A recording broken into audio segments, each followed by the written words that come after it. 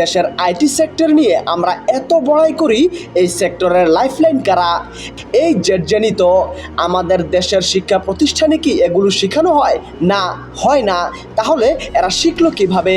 ওরা আসলে নিজে নিজে শিখেছে, মাসে লাখ লাখ টাকা কামাই করছে তাদের স্বশিক্ষা দিয়ে, যা আপনার আমার মতো পুরনো প্রজন্মর কাছে কল্পনা অতীত। তাই আমরা এখনো প্রাগৈতিহাসিক শিক্ষা প্রতিষ্ঠানের গৌরব নিয়ে বড়াই করি।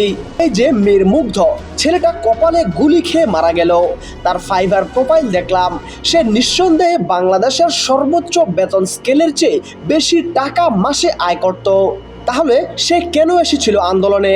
সে দেখেছে তার বন্ধুরা স্ট্রাগল করছে, সে এসেছিল ভলান্টিয়ার হিসেবে। নিজের কামাই করা টাকায় পানি কিনে দিচ্ছিল তার বন্ধুদেরকে। পানি খাওয়াতে এসে কপালে গুলি খেলো।